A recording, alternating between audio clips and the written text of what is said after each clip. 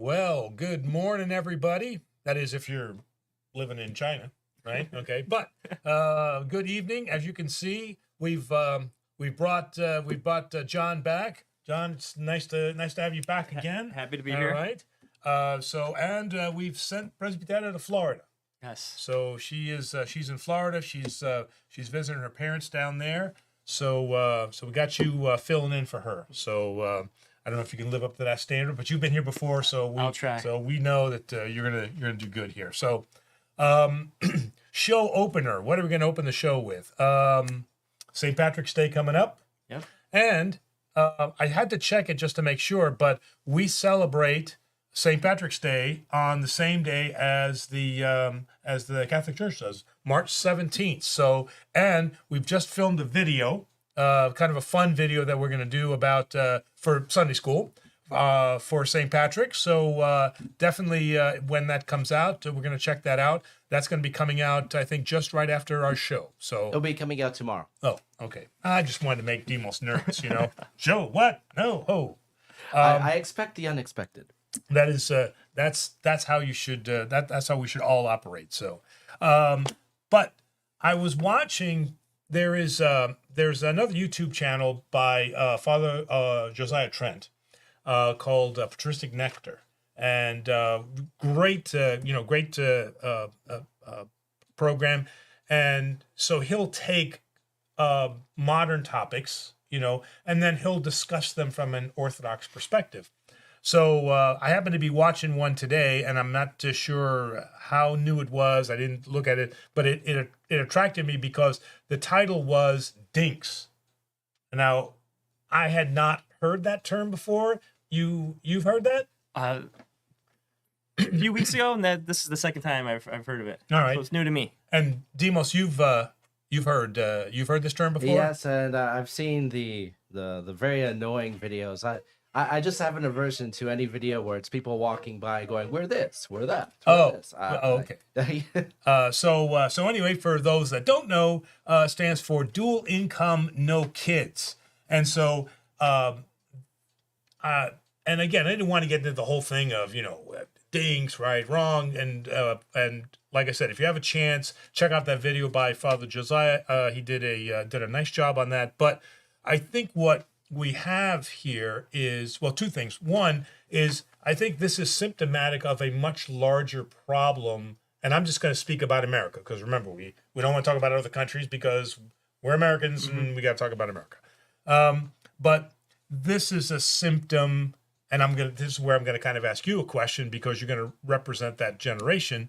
Is there seems to be there is an attack on the nuclear family, of breaking down what are the ideas about family, what are the ideas about marriage, raising kids, having kids, all the weddings that I'm doing, they're much later right now.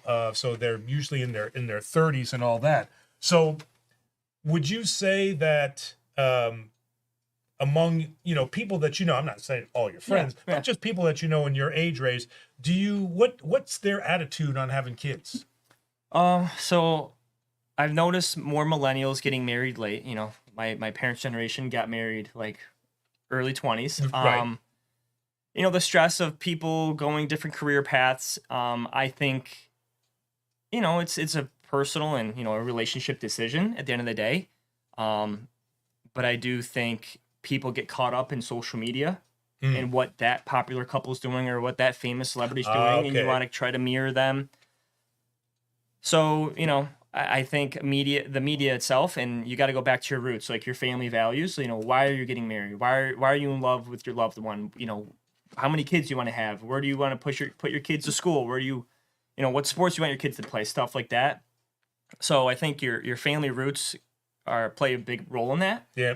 And you just gotta, you'll figure out as a couple and in a relationship. But I think at the end of the day, it's, I don't know, you don't want to go too late because you want to, bring children in this world. You want to share your life with others. So you do see that generally they're looking at kids. I got to say, for the people that I'm marrying in the church, because those are people that want to be married in the church, all of them have no issue with having Yeah. kids, right? Okay, but that may be a smaller, a very focused group, Yeah. right? Because they're the ones who Yeah. come and attend church, so they're not so disconnected. So that's why I was kind of curious: is among, let's say, people, the friends that you have that maybe necessarily aren't, what their attitude might be about kids. That's what I was. For the most part, my close friends, yeah, we all talk about our future kids. What sports are you gonna play? What Cool. football team are you gonna like? What hockey team are you gonna like? Oh, you can't like this football team. You can't like that hockey team. So we already got friendly banter going on. So Cool. but yeah, it's definitely a big part in bringing Good. a newborn into this new world. And so, where I want to close this discussion to bring up an Orthodox point is one of the precepts, if I could call it that, of Dink is that they are trading kids for what they feel to be a better lifestyle. They're saying, "I don't want to have kids because we're going to do this." And so, for those that don't necessarily know, I just want to bring this up. Back in April 2011, Archbishop Demetrius of the Greek Archdiocese of America, wrote an encyclic about that for us as priests in terms of what are impediments to marriage. Like I as a parish priest have the ability to say you cannot get married in the church, and he gives us then 13 things that would invalidate then being able to be married in the church. One of those things, interestingly enough, is refusal of childbearing.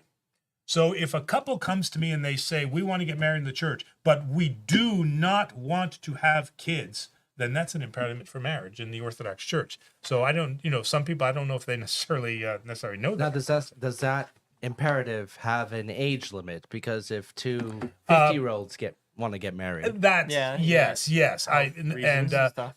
No, so it doesn't have an age limit, but yes, I think that is our discretion to determine. You're right. I mean, if a 70-year-old couple comes to me, I'm not going to push them. Yeah, yeah. you have to have children. You have to have children, don't you know? There are medical miracles now. That's right. So, but anyway, so I just I saw that video and I just kind of wanted to open with that. So Yeah. We actually have, we're starting off with a couple of super chats. One of them is a correction from TLM, who says, just a correction, it's Father Josiah Trenham. Oh, I said Hosea. I hope I'm pronouncing it right. Josiah. Josiah Trent. Okay. And the second one is from a longtime viewer, Gus. Hello, Gus. He says, my aunt passed away, and my cousin, who stays with her, is a Buddhist. He has decided to cremate her. I know she did not want that. Will God hold her accountable for that? No. So as long as you make your wishes known, then you're, I don't want to say covered. You got insurance policy with God. But no, it was not her intent. And so her intent was overridden, but no, that does not, that will not impede her. Good question. Oh, that's a great question. We might do a short about that. People are loving the shorts, and we're going to be going into production for a few more coming out starting next week. It's Trenham, not Trent. Oh, Trenton. Oh, sorry. Trenham. I got the first name wrong, the last name wrong. Thank God Terry's watching, right? Yeah. Oh my goodness. Okay. So say his full name then. Josiah Trenham. Okay. Father Trenham. Okay. All right. All right. To start off the chat, message from Nick Carvelis. Greetings, everyone. Greetings, everyone. Father, please say a prayer for my brother and friends who are going through chemo treatments. God bless. Oh, okay. And since we do prayers on the show, we're by the way, we are going to be Demos and Presbyter are going to be bringing in bingo. So for the number of times that I say a certain thing, the number of times I get up to get a book, and you kind of win bingo there. So I just got to find a way to randomize it. I'm sure there's an app available. I just need to look into it. I mean, we were supposed to be on the road this week, I've but seen people do that on social media. Like if their husband's watching a football game, if he makes a gesture and she plays bingo as he's watching the game. It's funny. Oh, okay. So read it to me one more Yep, time because there's a couple of specific prayers. From Nick Carvelis. Greetings, everyone. Father, please say a prayer for my brother and friends who are going through chemo treatments. God bless. Okay. All right.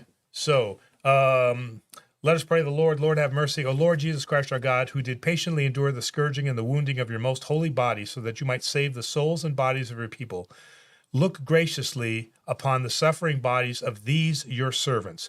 Grant them the strength to patiently endure whatever you see fit to lay upon them.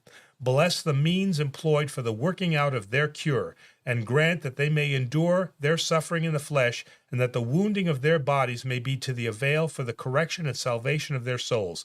For as yours to show mercy and to save, O Christ our God, and unto you we send up glory, as we the eternal Father, and your all holy, good, and life-giving Spirit, now and forever, into the ages of ages. Amen. Next question is from Orange Sniper. One asks, regarding being buried with icons, does it also have something to do with the symbolism of the saint on the icon going into a grave? Not as far as I can tell from what I learned in seminary. It's not them going into the ground, but it's still the idea that if you're going to face, if you're going to be there and see them, then there's no reason to have the icon anymore, because they're going to be present in the heavenly realm. So not as far as I've been taught, no, there's really no connection with the fact that you're putting something in the ground. It's more about the theological practicality of the fact that you're going to see the actual person. Next question is from Fed Slumper. One or two exorcists in the OC. I think that's the first question. How do you not know if it's one or if it's two? Either way, how does one receive the training to do this? Did your church not think about what may happen when these two or maybe one priest die? What then? That is so I think he's talking there about, who does exorcisms? yeah. So the question is, Exorcist. In the Orthodox Church. yeah. So the first part is one or two. How do you know that there are only one or two? Two. Because that's what we were told in the seminary, and he came and he spoke to us. So I've just got to go by, what they tell me. And the seminary is very, very explicit to say that you, as a parish priest, will not do exorcisms. I mean, outside of what we do in the baptism at the beginning, but they are very clear on the fact that Satan is an extremely strong force, which is much beyond your capability. So this is something that you have to have significant amount of training on. And this training is not book learning. This training is experiential only. All right. So like I said, they being the seminary brought that particular priest in, and we had a chance to and he talked with us, and then we asked him some questions, and it's pretty frightening. I mean, his stories are very frightening. So as far as is one or two enough, there aren't really that many cases of actual exorcism, because there's a whole 2-year process to evaluate, psychological, is it emotional, mental disturbance? So we have to use science to rule out those things first, and then what remains then will be a true exorcism. So it's not an industry that needs a lot of priests. Okay. Well, if there's let's say there's a freak accident and they went parasailing over the Amazon and their cable snapped. Does the church have a contingency plan? Does it have others who are capable of training? Oh, absolutely. Absolutely. And again, all of that falls within the purview of the archdiocese. And again, it doesn't even have to come just from this country. I mean, they can come from the monasteries, from Mount Athos, because Mount Athos and many monasteries have that kind of warfare training from with demonics. So there's quite a plethora of monks that would be available for something like So that. it's 1 or 2 per diocese, not 1 or 2 total. No, this is in the archdiocese. Yeah. Okay. Yeah. And if one were to wants to become an exorcist, how would they go about that? How would they position themselves to receive that training? Again, it's like, it's somewhat like priesthood in that you're not. It's not a job you apply for. You are called to it. Okay, somebody like a senior priest will recognize something in you. Okay, and that's why they don't typically come from the parishes. They come from the monasteries because that's where that warfare training happens. It doesn't happen to us in the parish for the most part. Okay, so this is something that somebody will take as an apprentice more than you saying, I want to be an exorcist, the fact that you want to be one already indicates pride, and pride can end up defeating you. So, A message from Cool Intentions. cool intentions. I like that. That's Father Angelo, please help. I'm struggling with the death of my father who just passed recently. I'm still young and can't imagine my life without him. He was my best friend.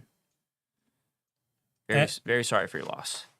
Yeah, and 100%. We definitely start off with our condolences for the loss of your father. I'm not going to pretend to be able to know how you feel because, as most of you know, my father died very, very late, so I had him for a very long time.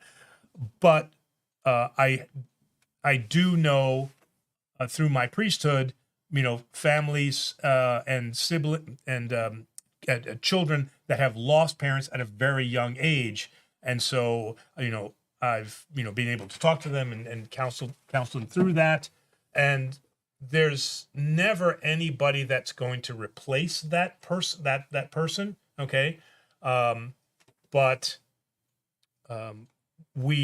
what I tell them is that you still have then the responsibility to others. You have the responsibility to, let's say, your younger siblings. You have the responsibility to the surviving parent.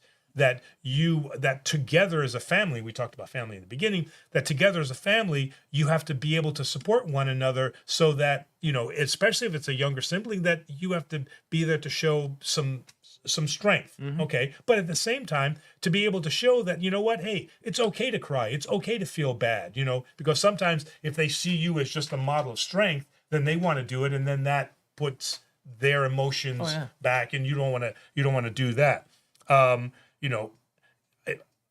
want to be very careful when I don't want to say things like it's all part of God's plan and all that, because at that moment, this is not what you're wanting to hear. Okay. As true as that may be, the focus now is that each one of you grieve together. Don't grieve silently, but grieve together so that you can depend and support one another, in the tragedy that's coming. And then that will help you to be able to move forward and to be able to help one another and to preserve the legacy of, probably how great your father was, Yeah.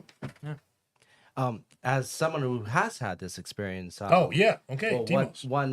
one way you can get some strength is by dedicating yourself to honoring his memory. Next message from malcontent FB. Malcontent. Malcontent. What about being buried with a crucifix? Interestingly enough, I have not seen any.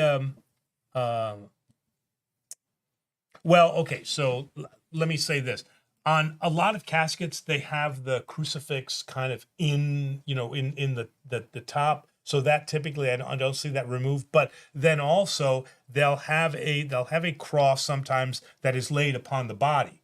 And the tradition, at least from what I've seen here in America, is that that cross is then given to the spouse or to the kids. So it's something that's offered back to them. So it's not so much that they're not bearing it with them, but the tradition is that you take that cross with you as kind of that memory. Next question. Next 2 or 3 questions here from Fyodor Dostoevsky. From Dostoevsky. Let's go one at a time. Okay. First question is, why do Orthodox icons depict Jesus as white? Not all Orthodox icons that depict him as white. I have seen quite a number of them that depict him as dark. In fact, getting up now. All right, that's number That's 2. 2. Uh-oh, this time it's not even the library. He's walking across the room. I think he's removing furniture. Here's the icon that I have hanging up in my. Obviously, I didn't go to. It's in my office. Of course, it's in my office. So here's an icon, and you can clearly see that Jesus is not white. So this is just something that I've got here in my office. I have seen icons of Jesus portrayed as Native American. I've seen icons of him portrayed as black with an afro. So no, I mean he does not have to be depicted as white, and more than likely probably was not. All right, and now he's walking back across the room. So as he's putting that back, the next question is from the same person. Is cursing a sin? So short answer on that, yes. Cursing is a sin because thou shalt not take the Lord's name in vain. Okay? So, and then you could say, well, okay, like, S-H-I-T, that's, okay, but what happens is, and this doesn't necessarily have anything to do with religion, but what happens if you become comfortable using those words, then they will come out at inappropriate times, okay? And then you can slip into those other words that are taking the Lord's name in vain. So, things can become habitual, right? And unfortunately, I've and certainly in my my Army career, I've known, a lot of cursing going on there, and it becomes too free. And, probably you're familiar with, not, people where they're dropping the F-bomb like it's nothing, right? I mean, just part of the conversation, Yeah, right? it's like, whoa. And you almost become desensitized to it. Yeah. But, if you're in a meeting, at a business meeting, Yeah. and all of a sudden you say, this is effing stupid, they're probably going to look at you very, so it's something that is not so much religious, yes, especially if you take the Lord's name in vain, it is, but also it's something that is not Christian behavior. And then the last one is cursing in your mind a sin. Well, yes, okay, it is because the idea is that now you are attacking the person in your own mind, right? I mean, it's an attack, and if you're thinking about it in your mind, it's something that you probably would say to that person, okay, and that's going to be not only offensive to that person, but that also now breaks one of the commandments is thou shalt not murder. And in Orthodoxy, murder extends to hurting somebody's feelings, defaming them. I'm trying to think of another where you're not respecting the image and likeness. Okay, so whether you think about it in your mind, now again, demonically, can that thought come in your mind? Like, you do something to me, and I go, yeah, John, that's something. But what St. John Chrysostom tells us is, okay, maybe that thought's not the sin, but what we do with that thought can become the sin. So when I start to think about that, then I think about, hey, actually, John's a really nice person, and I need to have that thought flee from my mind. Is there an exception if you stub your toe? Well, isn't that whole list of sanitized curse words?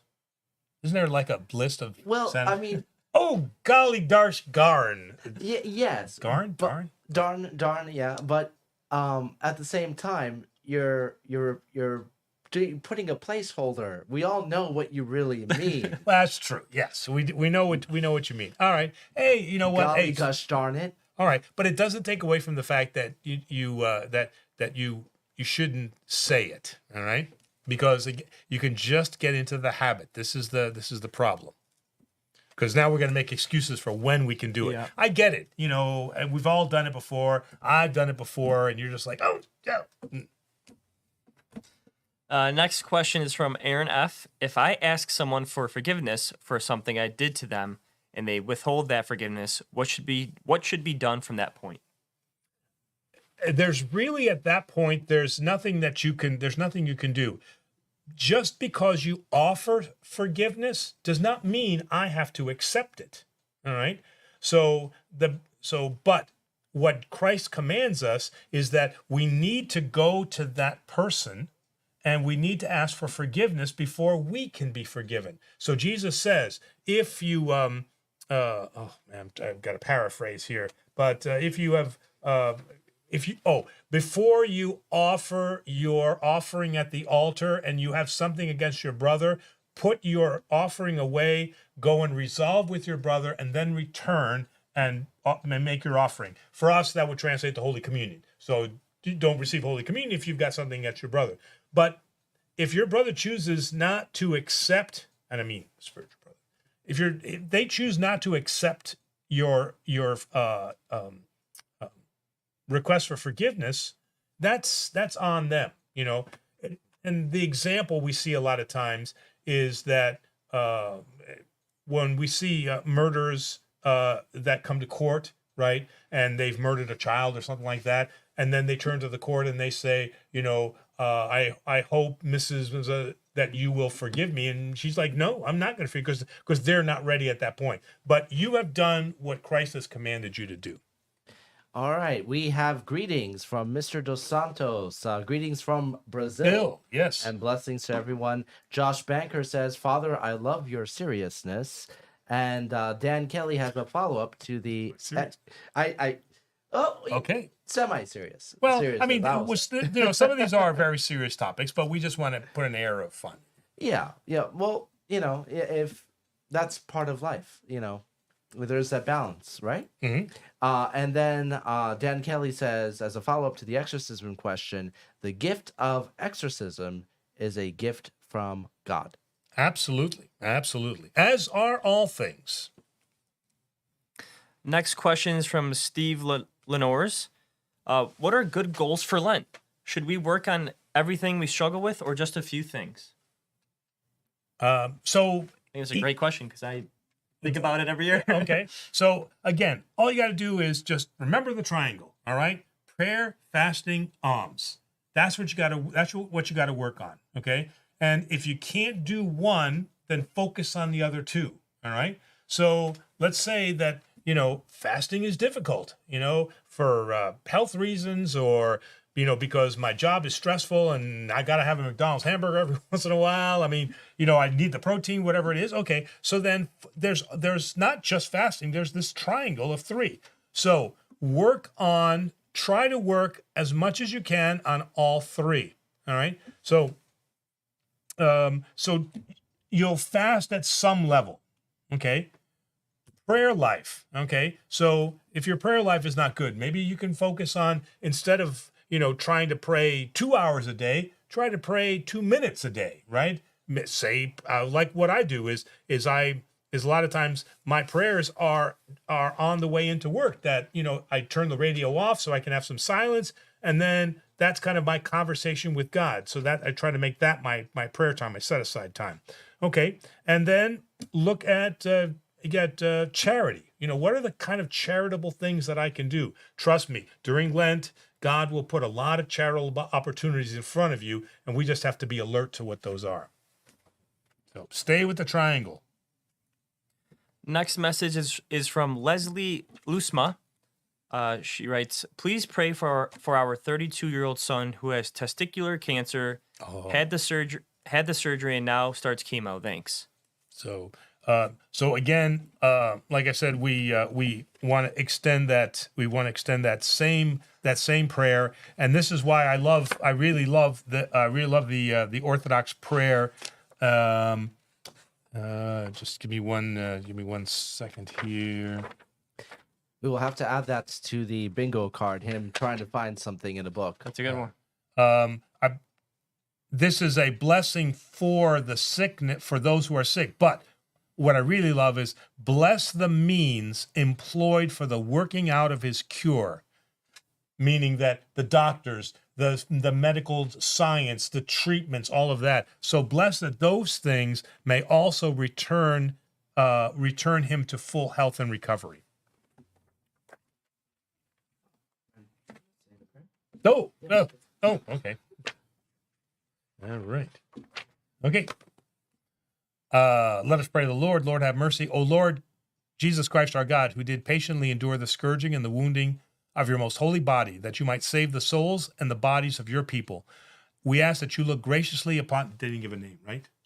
Just his. Yeah, no son. name. Yeah, just their son. Okay. Upon your son, grant him the strength to patiently endure whatever you see fit to lay upon him. Bless the means employed for working out of his cure, and grant that he may so endure his suffering in the flesh, and that the wounding of his body may be to the avail and for the correction and the salvation of his soul. For it is yours to show mercy and to save, O Christ our God, and unto you we send up glory to the Father and the Son and the Holy Spirit, now and forever, and to the ages of ages. Amen. The Father Josiah comment, cool intentions. We talked about Gus. We talked about W.S. wrote, and Father Josiah Trenum, help me with this word, Demos, Is against ecumenism as well. So, hey, all priests can't agree on everything, right? So, donation, Freddie Russos, Matthew 27:19. Is Pilates' wife dream a testimony of Christ's just nature, or was it a devil-driven dream to deviate the salvation plan through Christ's sacrifice?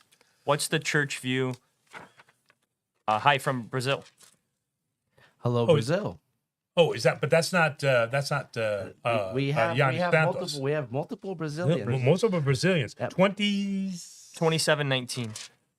I know this quote, but I'm actually looking for 7. And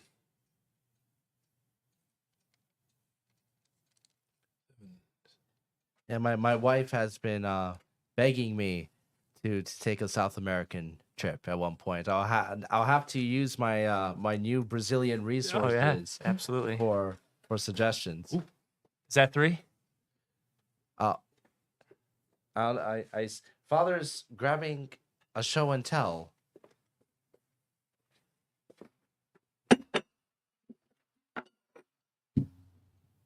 Oh, GM Brazil. Oh.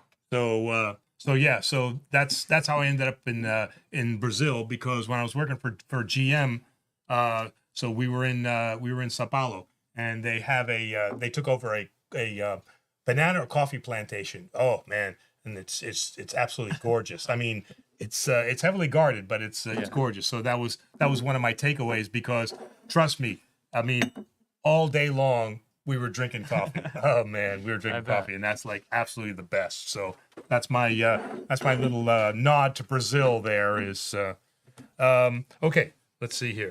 So 23:13.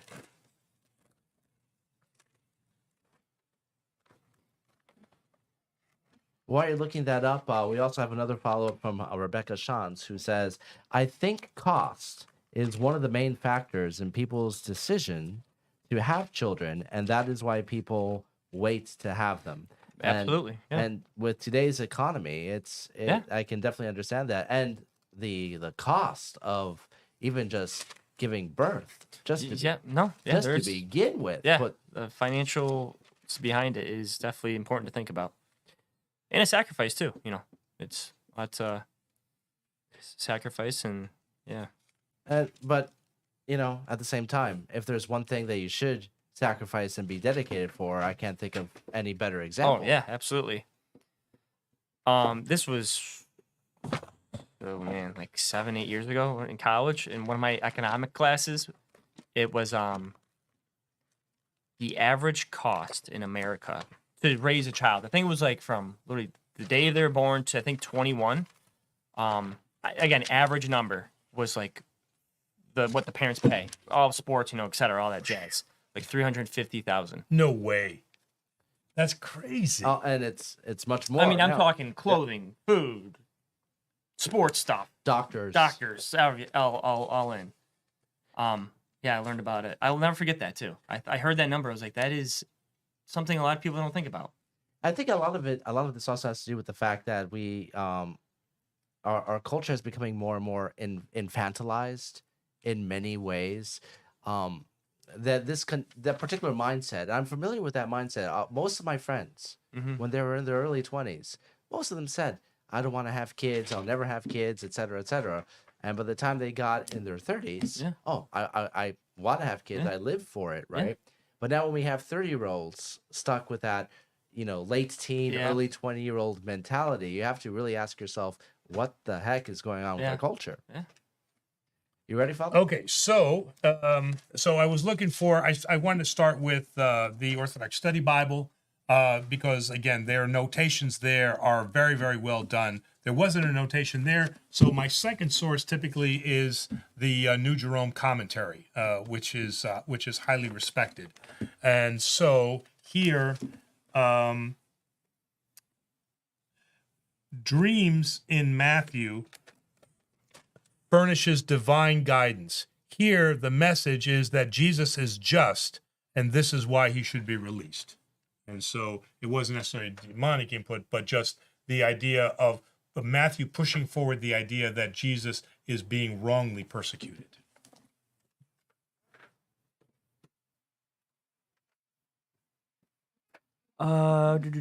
Next is from.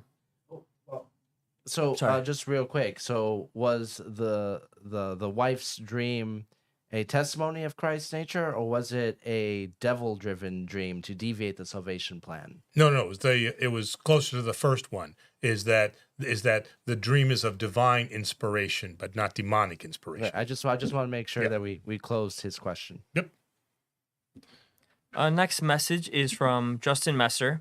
Father, what do you suggest for Orthodox Christians who suffer from medical issues like diabetes that cannot properly fast?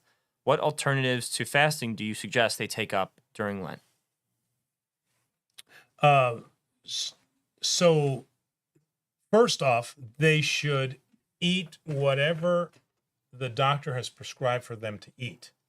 So, in those cases, what we ask is that during the periods of Lent, maybe, I was going to say, maybe reduce the amount that you eat. Okay, but sometimes that's not even possible, right? Mm-hmm. Because you need to eat a certain amount. And so here's again why there's a triangle. Okay, so if fasting is not an option within, then prayer and charity become then the other two legs of the stool, that you work on. So in this case, fasting is not appropriate for your condition, but fasting has to be done in connection with the other two. So focus your efforts more on the other two now. Next message is from Rodkiss. Maybe a stupid question. There's no such thing as a stupid question. But was our Holy Mother ever baptized by water? Same question about the apostles. However, we do know they all received chrismation at Pentecost, according to Acts. That's an interesting that's interesting commentary. Obviously, she would not have been baptized at birth because, again, baptism is something that Christ brought forward and together with Saint John the Baptist. So that idea wouldn't have been present. Okay, for her later to be baptized, with her being chosen by God to bring the Savior into the world, I think baptism is covered, right? If you're a chosen vessel, I think God's good with. You may have said this one already, Demos, but greetings from Brazil and blessings to everyone. Question from WBS. Apostle Paul says, just have faith, while James and Jude found him heretical, and they side with Apostle Peter, says faith without works is dead. So isn't the church divided on this? No, because Jesus says you will know them by their works. All right. So Jesus even tells us, right, that you will be known by your works and your action. Maybe don't use the word works. Okay. So, but even St. Paul does not say that just because he's let me back up. So St. Paul does not give the whole statement in one context. So he doesn't say, they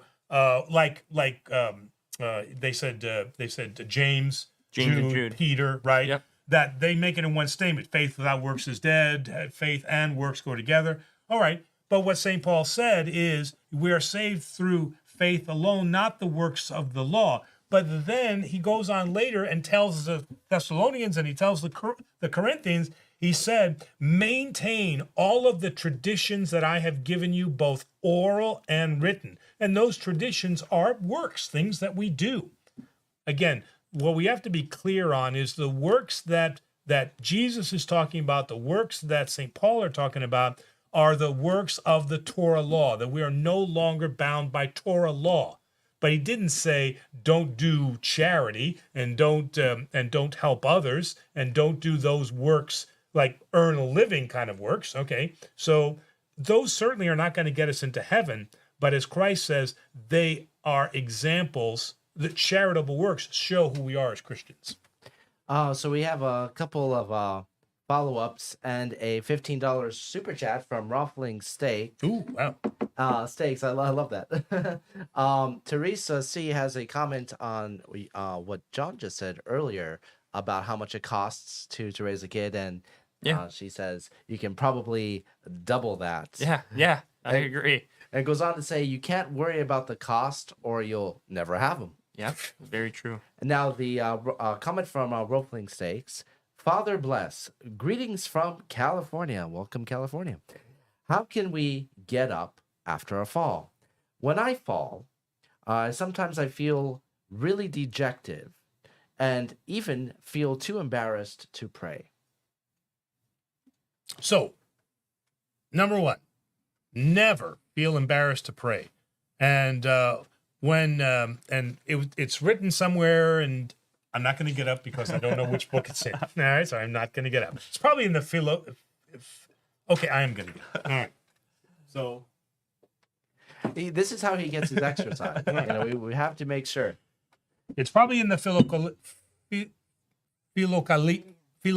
It's probably in the Philokalia somewhere. But one of the things that this monk said, and it's always stayed with me, is that we should think of our sins as a rope that attaches us to God, and the sin breaks that rope.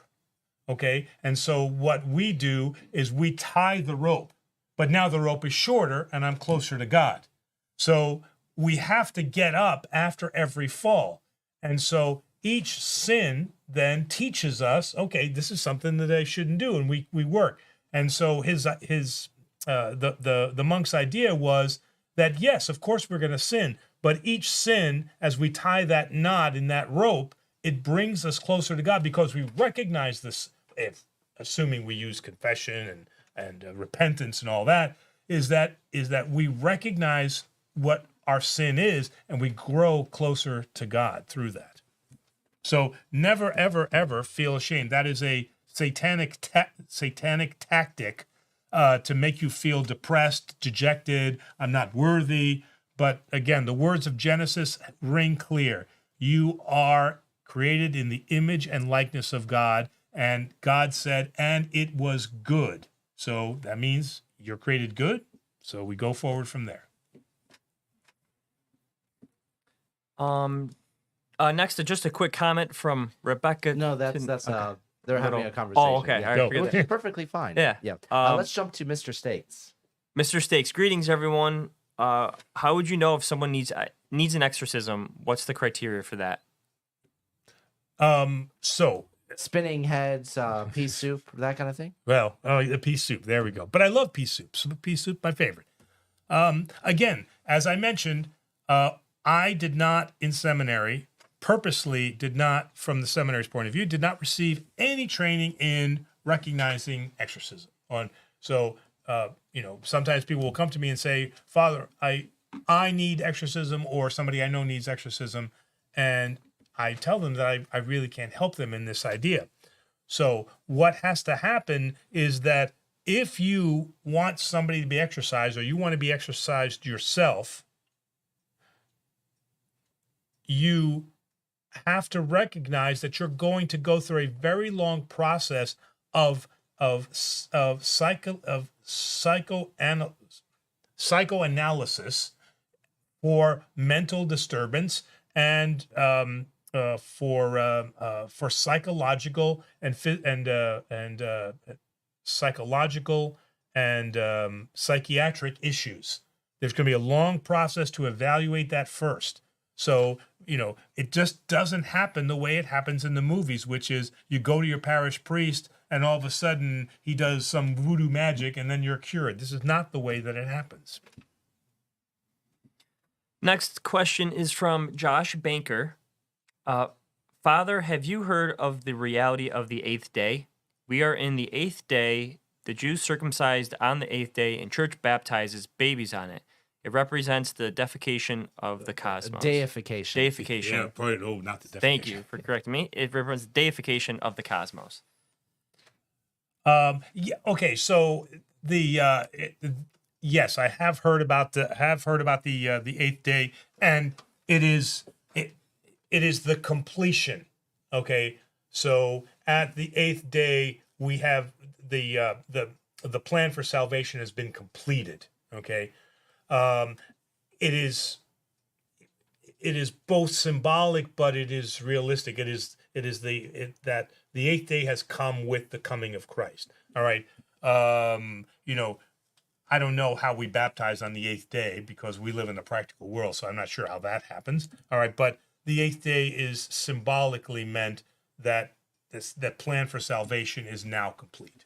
Wasn't that with the resurrection? The resurrection was the 8th day, the new world, so to speak. The coming of the new world, right? Next question is from TLM. There's so much strife in the world today, and it seems like evil is increasing. Do you think this is a sign of increased demon activity? Again, there's so much strife in the world today, and it seems like evil is increasing. Do you think this is a sign of increased demon activity? Okay. And hold up 1 second. I just got to. While we wait on Father to look something up, I might chime in here because I think that today communication is instantaneous. We live in a world of social media. The world has become much, much smaller. So to us, because we get so much news in such a wide range and instantaneously, it may seem like it's a lot more. I think that a lot of it already exists. We just never heard about it. Yeah.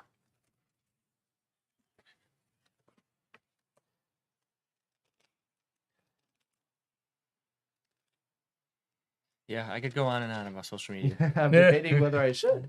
Yeah, it's a whole other. There's pros and cons. We'll just put it at that. Now, I mean, on the other hand, because of our innovations in the last, especially in the last 100 years, those innovations do lead to a more tyranny and authoritarianism. It's easier than it's ever been, perhaps. I mean, that's a conversation in and of itself. Yeah, absolutely. Father, your thoughts? Oh, so Matthew chapter 24. As Jesus sat on the Mount of Olives, his disciples came to him privately and said, "Tell us, when will these things be?" And these things are the coming desolation. Okay, and when is the end of the age? Okay, and what will be the sign? Jesus answered and said to them, "Take heed that no one deceives you, for many will come in my name, saying, 'I am the Christ,' and will deceive many. You will hear of wars and rumors of wars. See that you are not troubled, for all these things must come to pass, but the end is not yet. The nation will rise against nation and kingdom against kingdom, and there will be famines, pestilence, earthquakes in various places, and all these things are the beginning of sorrow." Right? But of that day and hour no one knows, not even the angels of heaven, but my Father only. But as in the days of Noah were, so will also be the coming of the Son of Man. So it's the best answer I can give you. Is that, each generation has thought that Christ was coming, right? When Hitler took over, it was definitely Hitler. Then it was Stalin. I mean, strife and and those things. End of the world. End of the world, right?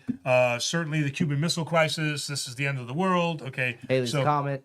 What? Haley's Comet, right? So, but Jesus already in Matthew told us that these things must happen, but do not be deceived, for no one knows the day and the hour. So all these, like sometimes evangelicals kind of get crazy on trying to calculate when the end of the world is going to come. We don't get involved in that. Their track record is pretty poor so far. Well, especially the guy Harry Camp. That's my favorite is this guy Harry Camp, because he actually worked out a calculation about when the end of the world was coming. So, and it was like in the 80s or something like that. So he had the date. He said, "This is the date when the world will end." Wow. And that day came and went. And then I was just going to ask what it was. So he wrote a paper and he says, "Wait, I forgot to carry the 1 and divide by 2. So then he came up with a new date, okay? And then that date came and went. And then he says, "Wait a minute, I got it now." He predicted the 3rd date, and then he died, so nobody knows. And that date came and went. So, but that's my favorite story is Harold Camp. Okay, so note to self: if you're gonna calculate farther into the future after your own death. After your own, yeah. Next question is from Nicholas Gerosturgios. I don't know if this. Yeah. When my dad died at his funeral, Metropolitan Methodius gave me my dad's, which was in the casket. I think you're talking about the cross. My dad was a priest, so they gave me as his son about the cross. Wow, very nice. Now they're probably talking about his blessing cross, that he had an actual blessing cross. That's really nice. Very, very nice. Real quick, we have a super chat and a correction on one of the older questions. Real quick, so there was one part of the earlier question you missed. Do you believe that there is an increased amount of demon activity in the world right now? No, I don't. I think that we have the same amount of demon activity that Rome had, because there's only a limited number of demons. They don't reproduce. There's a limited number. All right. And Tommy has a super chat. Based on the Bible verse you read, does Jesus not know when the second coming is? Only the Father knows. There's one of those Holy Trinity questions. He says only the Father knows. But if he is of the same essence as the Father, then he must know. Okay, so that's mind of God. I can't go there. But I mean, that pretty much answers it. How can the Father or the Holy Spirit know something the other doesn't? Because then that distinguishes them as something else. Something separate. Right. So if we, the Trinitarian idea is that although they are separate persons, hypostases, they are still one in essence. Question from Josh Banker. Father, I don't necessarily look at Orthodoxy as Greek or Serbian or Russian. It's really a Hebrew thing. Do you agree? Well, I mean, no, because its roots are Hebrew without a doubt. Okay, but we don't go to synagogue. Okay, we don't worship at temple. All right, we have the idea of the Trinity, which clearly they don't have, and we believe that Jesus is God and not a great prophet. So we can't be Hebrew. Again, our roots are Hebrew, but we can't be Hebrew because of things like that. But the first part of the question, that Orthodoxy isn't necessarily Greek, Serbian, or Oh, I Russian. love that. I love that. I think that's great. Question from Joa, if I said that correctly, from Brazil. Oh, yes. Excuse me for my curiosity, but do you use a St. Andrew's cross in your garment?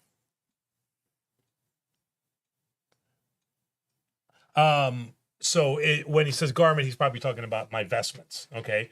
Currently, no, I do not. I do not have I do not have any vestments that have the St. Andrew's cross.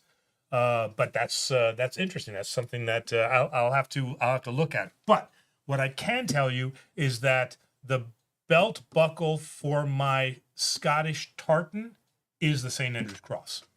For those who may not know, what's the significance of the St. Andrew's cross? Okay, so rather than because St. Andrew was not crucified on the cross like this, he was crucified on the cross like this, hence the Scottish flag.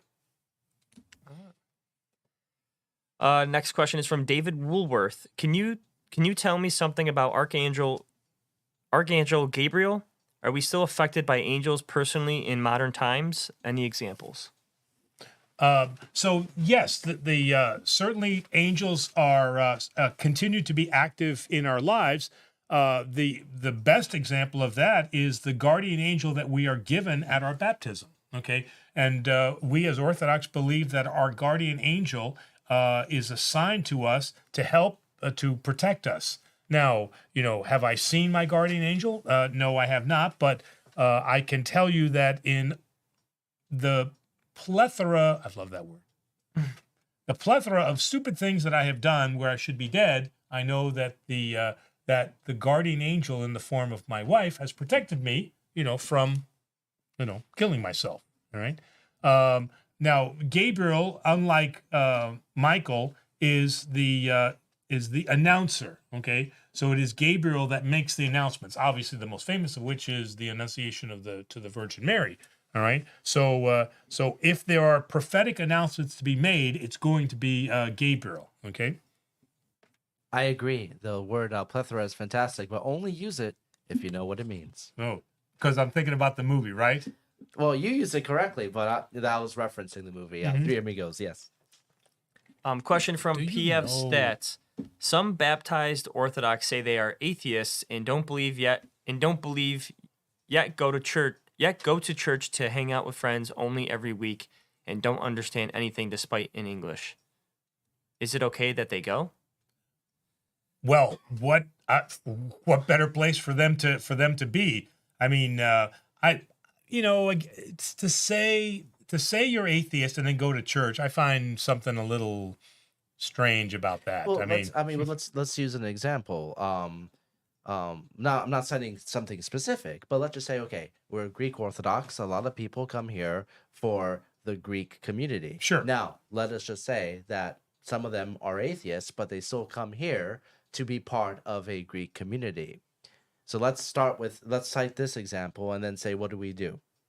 So what we do is we simply do what Christ asks us to do, which is that we are witnesses of our faith, okay? And that Christ said, they will know you through your, and again, he doesn't use the word works, but I got to look up what it says, but that you will know my followers through their works. I'm just using that word for right now.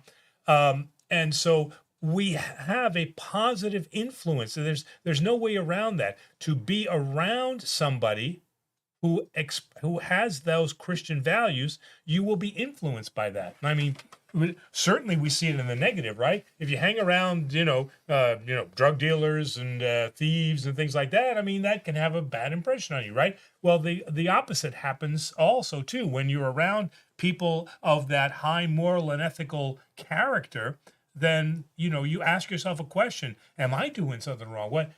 I don't seem to have the joy that they have. They're not always happy, but they're always joyful.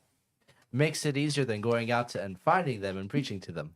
Yeah, If they're coming here. yeah. I mean, if they're coming here, there's something in there that is awakening them, and we as Orthodox truly believe that the divine spark is present in all of us. But what happens is, without practice, meaning having a church community, is that spark can sometimes fade, and we just need to re-energize that. Next question is from Pet Rock Concert. Why hasn't the church canonized a new book in 2,000 years? 2,000 years. Well, the most important reason is you have to canonize it for a reason that it will aid to your salvation. Okay, so what is written here is an aid to it is the information that we need so that we can be saved. Okay, and we have not found anything in addition. I mean, there's a lot of what are those? The apocryphal books. Okay, as entertaining as they are to read, they don't add anything to what we need to be saved. So that's the main reason why we haven't added anything, because as the Bible stands right now, it contains everything we need for our salvation. Has anything come close?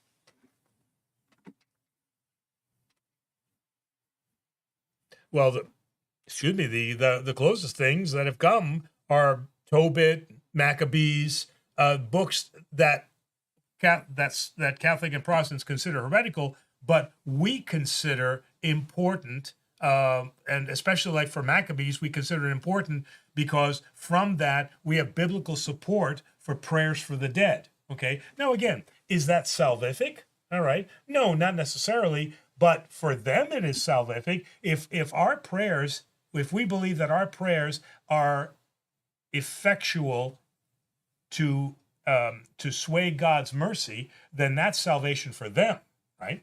Praying for those loved ones that have passed away. All right, we have a $10 super chat from Migs. Hello, Migs. It's a bit of a long one, so bear with me. Migs says, didn't make it live today. No worries, Migs, you're here in spirit. I don't know if I've asked this before, but if God knows what's going to happen ahead of time, then why are our prayers not in vain? Why ask family, friends, the saints, and Mary to pray for us if God already knows what our future holds? I mean, God can do anything, but can God change his mind about saving a family member or ourselves after a prayer? Like St. Monica prayed for the conversion of St. Augustine, but didn't God know Augustine would become a saint at birth? Numbers 23:19 and 1 Matthew 15:29 says God does not change his mind. And before you answer that question, Father, I almost want to throw out the basis for Blackstone's ratio, which was Abraham's I don't want to use the word debate, but challenge to God about the innocent people in Sodom and Gomorrah, and he got it down to 10. Right. And God was going to be so moved. It's just that they couldn't find the 10.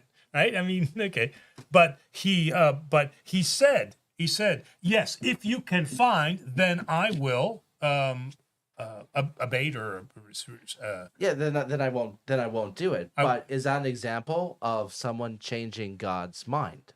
I think so. And does God know what's going to happen? Yes, he does.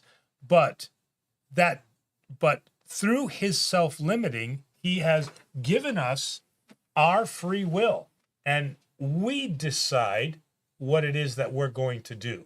Sometimes we make bad decisions, sometimes we make good decisions. So God does know the outcome, that he knows where the top of the mountain is. Okay, but there are many paths up that mountain. All right. So that again is another paradox. God knows everything, but wait a minute now. So what's the whole point of life if he knows that I'm going to hell or I'm going to heaven? Predestination at that point. Yeah, it becomes predestination, right? So in that sense, God does know what the outcomes are going to be, but he doesn't allow that to impinge our free will, to operate within our free will. 1 second, just scrolling back up to the top.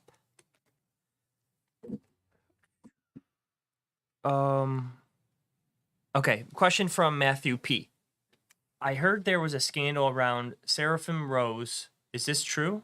Also, do you think he should be a saint?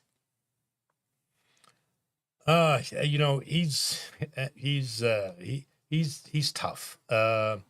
Because, you know, and there are many people who will say absolutely Father Seraphim Rose should be a saint, without a doubt should be but he has, you know, he has also, you know, stepped into territory that is outside mainstream Orthodox theology. And one of the primary examples there is not that he created this idea, but that he, when you advance an idea, when you are supportive of an idea, you advance it. Progress it? And you progress is the idea of toll houses, okay? And toll houses is not a mainstream Orthodox belief. I know I'll get commentary on this. Yes, it is. Yes or no. Okay. Video upcoming. So, you know, and then he's got... You're the counter 5. We're at 5. You're at 5. All right. And so, you know, so then there's a book about, you know, he's written quite a bit about life after death. This is not just Seraphim Rose, but I just brought this example because it's referenced in here.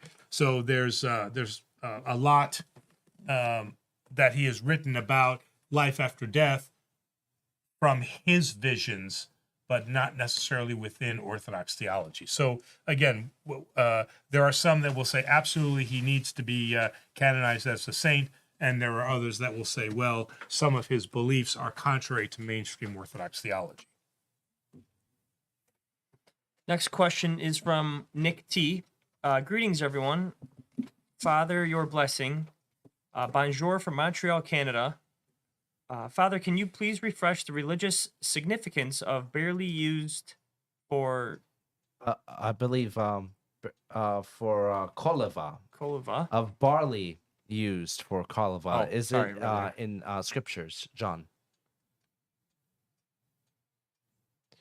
The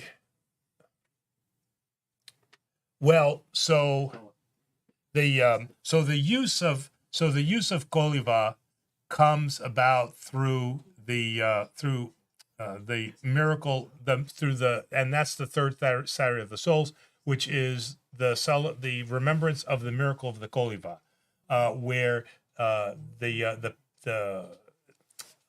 Roman emperor took away all their foods and was gonna make the Christians eat food that was dedicated to the pagan idols, and so one of the saints, I got to remember the saint, and he said, no, don't eat that food, boil this wheat and eat this wheat, and that's what you shall eat. And that is kind of where we got koliva from. But the significance and the meaning of the koliva actually comes from the idea of what Jesus said, that if a grain of wheat does not fall into the earth, is buried and died, then it will not produce fruit. And so saying that we must go experience our temporal death, so that, or I'm sorry, go back. Jesus must experience his temporal death to conquer death, to free us from death, from eternal death, so we can return our immortality. So the biblical support of that is Jesus's metaphor of the grain of wheat. And I think I missed a part here. Specifically, is the basis for it John 12:24. Oh, and I think that is the grain of wheat metaphor. Just let me check that out. John 12. I just happen to know that because that is the chapter that we are on in terms of Bible study. 12:24. 12:24. Yep, that's it. Most assuredly I say to you, unless a grain of wheat. So yes, that is correct. Where are we? Next question is from commentary. PF Stats. This is okay. Patriarch Athenagoras said that the Pope is greater than the apostle and served as a rabbi at a synagogue when he was a bishop, and U.S. government pushed for him as patriarch to go against communism. So it was. Is it? Yeah. Is it? I think he's meant to say, "Is it okay?" Patriarch Athenagoras. Athenagoras said that the Pope is greater than the apostle and served as a rabbi at a synagogue when he was a bishop, and the U.S. government pushed for him as a patriarch to go against communism. I am not familiar with that story. Wow. Okay. All right, PF Stats, you gave us some research. We'll be back next week with that. And I wonder where. I mean, if he can give us a source there, that would really be helpful. Where I'm thinking, there's a wonderful book that was written, Dialogues with Patriarch Athenagoras, and in here he has conversations with him about all kinds of topics, and I'm wondering if that was mentioned in this book. So I'd just be curious to see what the source of that information was. All right, we're getting towards the end here, so we're gonna kind of lightning round these last number of questions. Okay. Oh man. Good. All right. Next question is from John Deere. Hello. I have two questions. Question one: How often fathers report to law enforcement something they heard in confession? Do you have any guidelines about it? So we the only thing that we have to report from confession is pedophilia. So that is a reportable crime. But murder, things like that, wounding, stabbing, things like that, theft. Okay, so the veil of confession covers those, and so we do not report those. But pedophilia is one of the things that we do have to report. What if somebody's life is in danger? Like this person confesses, I'm planning to murder Demos tomorrow night. I hope that's not true. So, okay. So look, if I hear that in confession, okay, I can't report it to the police because I don't know where that comes from. I mean, if you come to me and you say, "Hey, I'm planning on killing Demos," and I'm like, is that just because you're mad at him? I mean, just because you think something doesn't necessarily mean you're going to do it. Okay. So then at that confession, I need to explore with you and go, "Hey, where's that coming from, John?" And then you're going to talk, and then I can kind of get a sense of what it is. And if it's truly, oh yeah, I'm going to kill him. So then I've got to try to talk you down from that. Like, look, okay, the consequences of that's what's going to happen. And I am going to try to get you to turn yourself in. So I can guide you in that sense. Demos would like a warning. Yeah. Question number 2 from John Deere: How do you politely that someone is not welcome to your church? I asked 2 times. A prayer for dead relatives. First time a year ago before Easter, and second time recently. Both requests were confirmed. What there's a disconnect there in terms of the first and second part, right? Both requests were confirmed. I asked 2 times prayer. Okay, he wrote later. As received and later ignored. No names were mentioned. Is it a hint? Thank you. So it looks like they were received, ignored. Okay, so look, I would start with an innocent request, and I'd go and I'd say, Father, because that's happened to me a couple of times. So, hey, Father, those names I gave you, I didn't hear those. I didn't hear those mentioned. Did you forget? And if he comes back and he says, "Oh man, I am so sorry, I left them on." Okay, fine, all right, we'll catch him next time. And then he's got to answer. So if he comes back to you and he says, "I'm not reading those names," okay, now you know that there's an issue. So you do have to confront the priest, and you have to say, I gave you the names. I didn't hear them. Can you, what happened, and see what happens from there. All right, let's get. But I would not take it as an immediate. let's get to some names who haven't had a chance to ask a question yet. And if we have time, we'll roll back up to second and third question. So I believe the next one should be, if memory serves, from Adrian Lyon. Adrian Lyon, yep. Hey, Father, what should one do regarding unbelieving family members? You just, again, you got to have patience. You can't be a hammer. You can't just be pounding away about how great Orthodoxy is and how you're not going to be saved and how I'm now saved. And you just have to be really, really patient, and you have to be humble. Orthodoxy is a silent witness. That doesn't mean that we don't vocalize our faith, but we express joy at who we are. And again, joy and happiness are two different things, right? I'm not happy that for some reason I can't go to Greece this summer, but I have joy in life. I have joy that I have friends and all that. Okay. So when people see that, then it stirs something inside of them. So sometimes what can happen is those antagonistic feelings from the family sometimes can come from us because of how we're demonstrating ourselves, whether we're prideful, like I said, or we're trying to feed them too much information faster than they can accept that information. What is the great nomad? Nomad, stop! You're feeding information faster than the computer can digest it. All right, and the next one, Joe Jones. Yep, Joe Jones. Good evening, Father. I understand that Orthodox bishops may not be married, but I rarely hear of priests who are not married. Do all bishops come from monasteries? Thank you.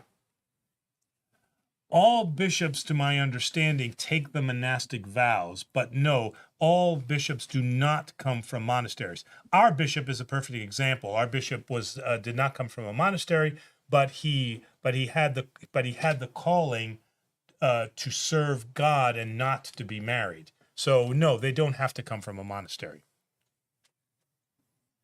All right, it just jumped on me. All right, YouTube enjoyer. I hope you're enjoying the show. All right. Can I receive at a Russian Orthodox church if I'm Greek Orthodox? Okay. Tricky question. All right. I feel like you've gotten this one before. So the answer is yes. An Orthodox church is an Orthodox church. The problem is that at the present time, because of the situation with the Ukraine, the Orthodox Church and the Russian Church are not in communion. All right. So probably what will happen is the Russian priest may say, "I'm sorry, but I can't offer you communion.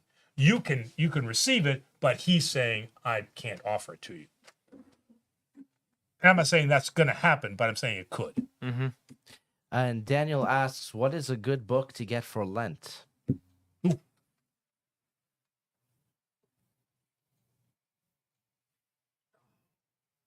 We're up to 7.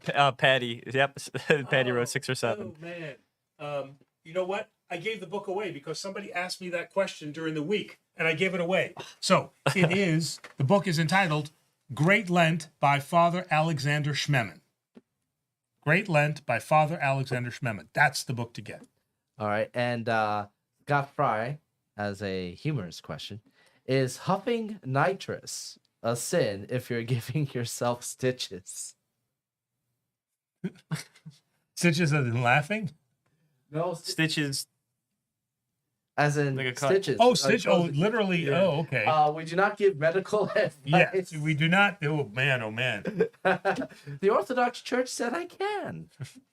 And PF stats. Why is he operating on himself, I guess, is the question. Well, does the church have? Well, let's simplify it. All right, we'll give Fry a chance here.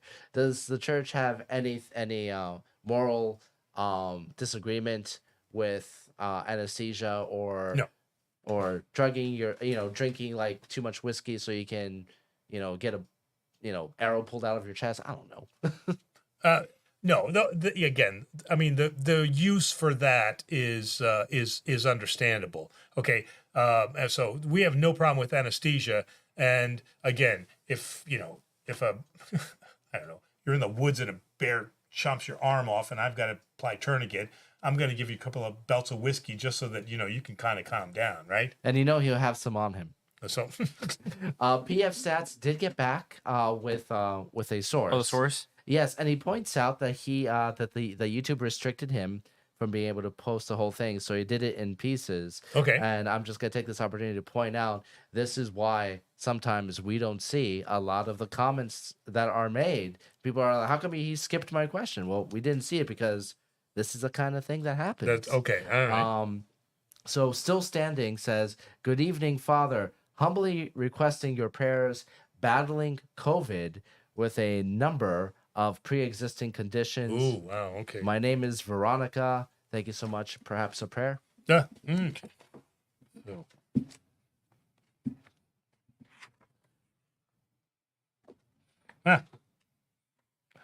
O Lord Almighty, healer of our souls and bodies, who put down and raise up and chastise and heal, in your great mercy, we ask that you visit our sister Veronica, who is sick. Stretch forth your hand that is full of healing and health to get her to rise from her bed, to cure her illnesses that plague her. Put away from her the spirit of disease and malady and pain and every fever to which she is bound. If she has sinned or transgressed against anybody, grant to her remission and forgiveness, for you love mankind and you pity your creation, through the compassion of your only begotten Son and your all holy, good, and life-giving Spirit, with whom you are blessed, now and forever, to the ages of ages. Amen. And if you can get Prep Aaron's second question, while I ask Cooking with Bee Bugs question. They have a question about home altar. Should the home altar mimic the church iconostasis? Mine has the crucifix in the middle, Christ to the right, and Mary to the left, and John the Baptist to the right of Christ, and our patron saint to the left of Mary. There's a second part, but let's start with that. No, your iconostasi, what do you call it? The home altar? Yeah. Again, that does not have to mimic what you have in the church. A lot of people have particular saints that are that speak to them. For example, because my family is from Chios, I have Saint Markella up there, so she would be there. Obviously, you're going to have an icon of Christ and the Virgin Mary there somewhere. Okay, if your name is John, you're going to have John the Baptist up there. Okay, so other than an icon of Christ and Mary, the other icons are at your discretion based on the particular saint that speaks to you. Also, one Holy Bible is behind the icons, and one is in front, and next to it are the prayer books. Is that all good? Sounds and they continues. Also, I would like to ask if any white 100% beeswax candles can be lit at home in front of icons instead of the long, thin yellow church candles due to availability. Sure, absolutely. And in fact, what we use the tea lights. We just have those little, or we bought the little ceramic where you put the oil in, and then you have the little floaty thing in there with this, and we use that. So make sure to get the floaty thing. The floaty thing. There's probably a name for that thing. I don't know what it's called. I don't know what it's called. You know? Second question from Aaron. Father, what's the church's view on magic for entertainment, such as the kinds of things you would see at a show, and what about people performing these things? Please don't take Penn and Teller away from me, Father, please. No, we don't have any problem with magic because they don't believe that they are actually doing magic. I mean, these are magic tricks, okay? So we have no problem with that. Okay, now, if you get the guy that all of a sudden says that he's conjuring up demons and then he's off, But no, for a magician coming to a party and performing magic tricks, nobody's got an issue with that. Oh, so there was a source? I didn't hear the source. Oh, I wrote it down so you can look it up. Oh, gotcha. Yeah. Okay, all right. I was just wondering if it happened to be the book. That's why I was wondering. I got it. Yeah. All right, the next question is from WS. Question: Why did the patriarchs Panar said that the Church of Greece and Mount Athos are primitive to reject LGBT marriage law / adoption, And shouldn't we excommunicate members that voted for the legalizing of it?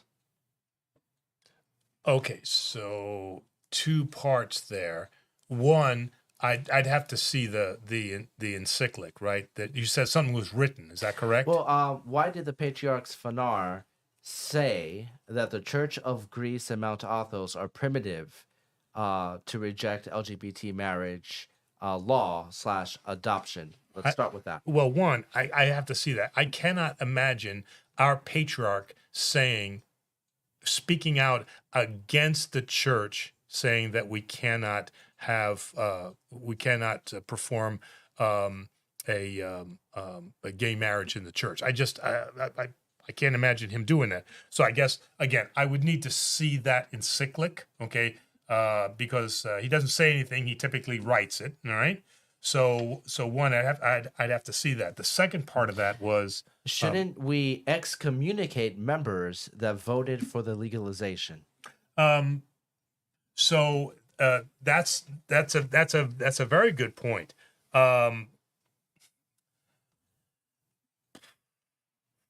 the answer to the question is yes. And even in America, historically, we have that situation. Don't we have that situation with Biden and the stance on abortion, that the Catholic Church did excommunicate him for that particular stand? And I think they did it to Kennedy also too. So the Catholic Church has excommunicated political leaders for a particular stance. So absolutely, as the church, we have the ability to excommunicate those people who are professing something that is contrary to the church. I mean, we don't want to excommunicate them for every single thing that they do, but for certain things that is impacting society at large, then yes. I'm not sure if he was excommunicated, though. I think he may have been threatened. Oh, threatened with it. Okay, Yeah, all right. I'd have to verify that. So Nicholas asks, what do you think about the Da Vinci Code movies? Does that go against the Orthodox faith? We were talking about magic tricks earlier, weren't you? Oh, so in fact, we had a long time ago. We had a big discussion. In fact, one of the things that I did in my last parish is we had a viewing of the Da Vinci Code. It was the Bible study night. Mm-hmm. We had a viewing of the Da Vinci Code, and what we did is we stopped the movie at certain points and discussed it. Okay, Dan Brown right in the beginning says this is historical nonfiction. Okay, now just because he says it, he wants us to believe all this the contrary stuff. So this is where, if you are strong in your faith, then movies like this are taken for entertainment value. I love Tom Hanks. I think Tom Hanks is a great actor. He did a great job in this movie. I thought it was a great plot. It was stupid. I mean, it's not true. It's a stupid plot. Okay, searching for the cup of Christ and all. Come on. But it was a fun movie, and for me, it was fun fiction. Okay, but it in no way affected my faith. And these things about Da Vinci Code will radically alter your faith. It did nothing.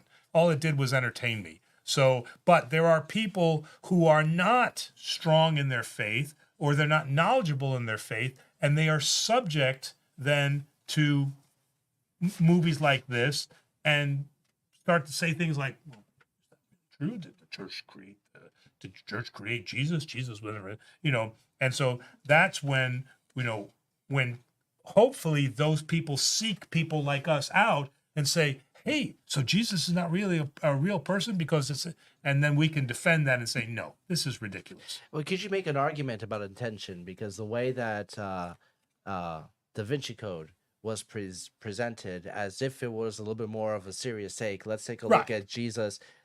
Is this really the alternate history that he there was, that the bloodline, etc., etc., where something like Raiders of the Lost Ark or Indiana Jones: The Last Crusade, we don't actually take that seriously about a guy who found the Ark or the Holy Grail. And that's what I'm saying. That's the danger of of Dan Brown, because he is, although he is saying in the beginning of the book, this is historical nonfiction, he's purporting that this could be true, but his facts don't back up truth. I mean, what he's saying can't be backed up historically.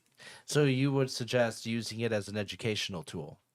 Yeah, I think it's a great Bible study tool to help those who really, don't have an answer for that. When people come to them and they say, "Wow, so Constantine created Jesus?" We have the ability, through our priests who can help us with that we can say, no, that's not what it is. Because if you look in Matthew, if you look in Luke, if you look at the history, you'll see the truth.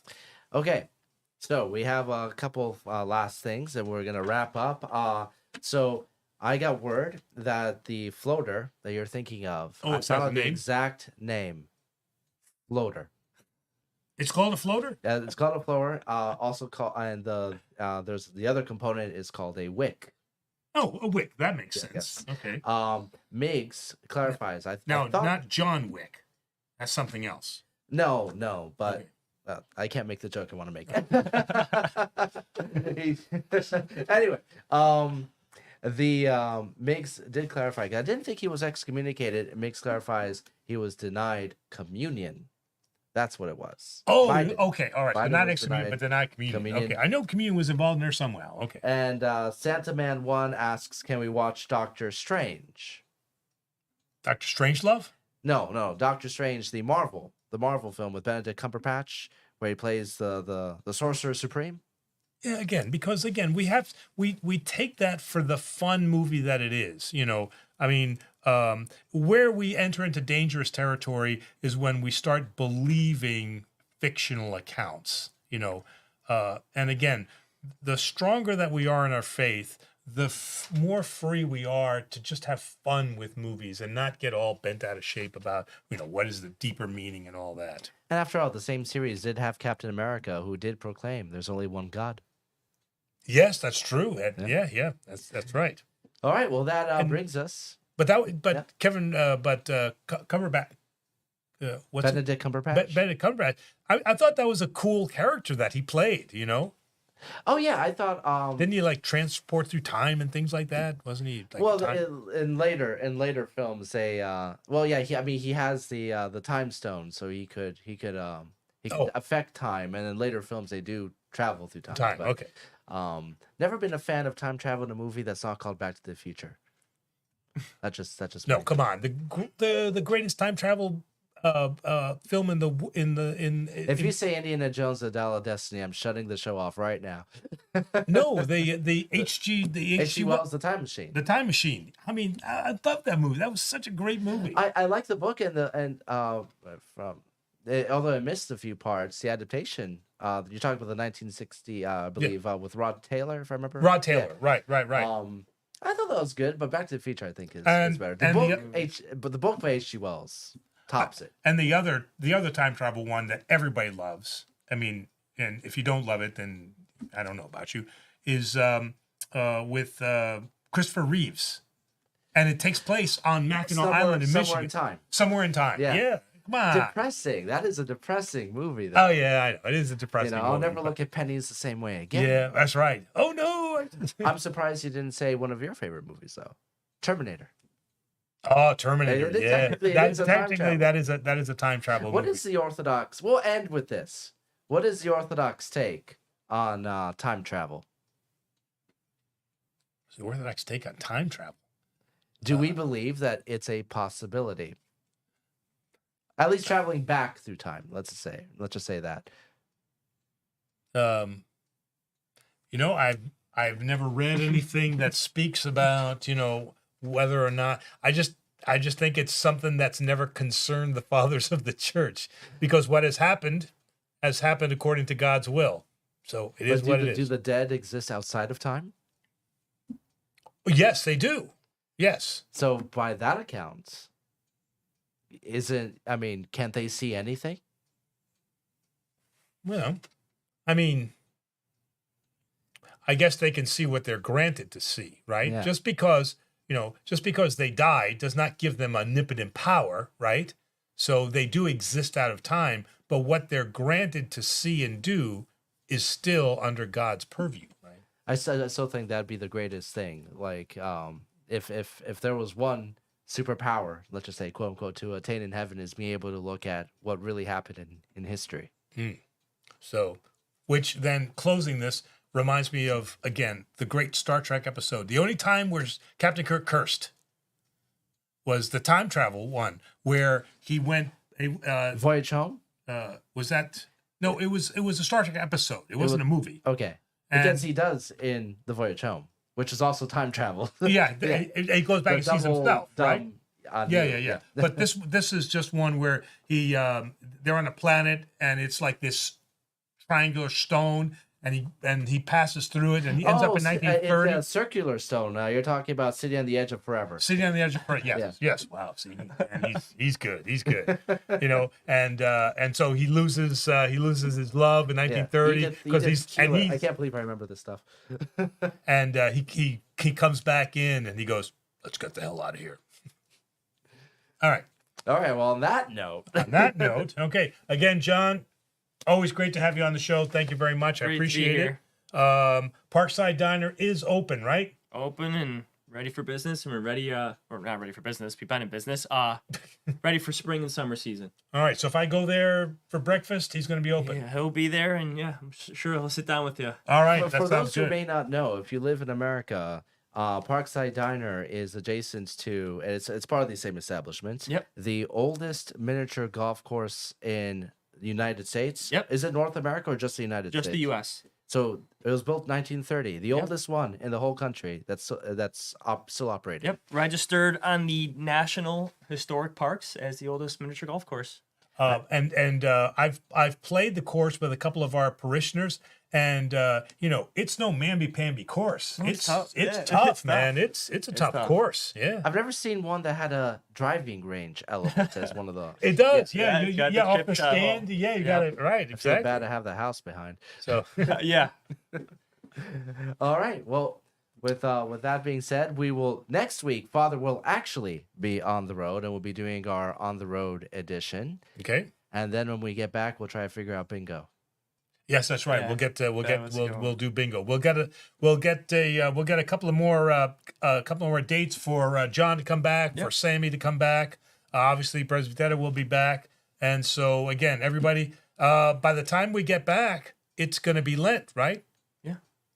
I believe so. Wow, it's coming up fast. That's right. Yeah. That's right. So we'll have to do some kind of a Lenten special. I don't know what that means, but. So we won't eat during the episode. That's right. We won't eat during the episode. That'll be very tough for us. So, all right, everybody, thank you and have a great night. Good night.